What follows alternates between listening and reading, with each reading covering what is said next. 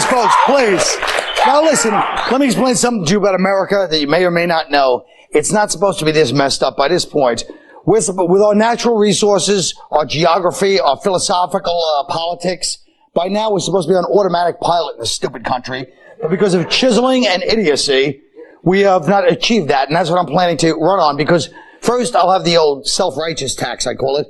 If you want to say something bad about or good about, if you're Rush Limbaugh or Michael Moore, fine, you're allowed to have your opinion, but it's not free speech. If you turn out to be wrong and you affected everyone's morale, you got to pay all your money except for $600. Now, that's the way it is. Now, point two, we got all these corporate scandals. If you're a head of a corporation, you take everyone's pension and stuff, and you get killed, death penalty, or you go to space, because we need people in space, and then we can do but they'll be helping. They could do experiments on them and also be like decoys in cases like aliens trying to shoot us. Now, the other thing is profit sharing. If you're a soldier in Iraq, Afghanistan, you're helping the oil companies. You're their top salesman. And also Hollywood, even though they don't like to hear that.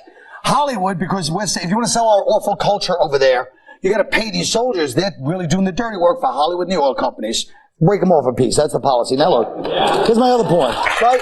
Hey, if you're taking a gun, you're taking a bullet for a company, you know, you're obviously a loyal employee. Now look, everyone always complains, old people can't afford the prescription drugs. Save prescription drugs for young people. If you're old, you don't want those stupid weak-ass drugs from drug companies. So what we do is we take countries that we're now at war with that are going to love us, like Afghanistan, Colombia, Bolivia, Peru. They've got great, hardcore drugs. When I'm old, but wait, when I'm an old person, I don't want some stupid I want to have some drugs I can just kind of float into the next world on. So, you know what I mean? This will solve two problems. We'll do it cheap, and old people have drugs. I won't be thinking about some other stupid arthritis, you know? Now, another frustrating thing, you look at the Kobe case, you look at Dennis Kozlowski or Dick Cheney, you never know if they're telling the truth or not. And you suspect something. Everybody that's involved in anything political or otherwise that's an important case goes on Maury Povich because he has people telling the truth. You know? No, but he does the lie detector. He's like a master at it by now. In the case of Halliburton, I told him what he was going to be. You know, now, there's a lot of unemployment in the world. Well, there's no jobs. Guess what? Rats are all over the world. They're moving in on us. Nobody wants to talk about it. There's rats all over the place. You get people $35 an hour to kill rats, and the World Bank pays for it because it's a global problem. You know what I mean? So kill a bunch of rat killers. The other thing is our culture, all the world's culture is focused on negative, who shot who. Now we start glamorizing the good people, not the rich Hollywood.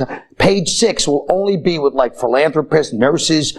We start gossiping about them because we still have that bad instinct, but we use it for good people. This way, if you see like Mother Teresa, was she involved with this one and that one? And then they become the famous ones to the little kids. And you put posters on the wall of people that do good deeds. And then they're like sexy and celebrity, and everybody wants to be like them. And the others, you know what I mean? Because we still have to use our bad instincts, but for good.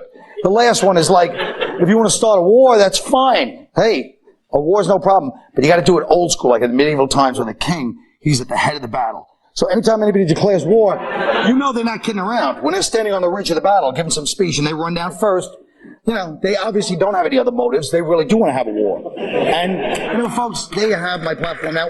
Thank you. Thank you. It's all right. Thank you. I know.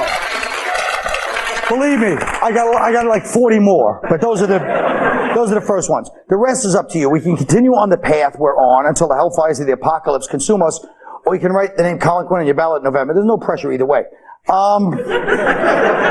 So that's the end of that. Thank you and good night.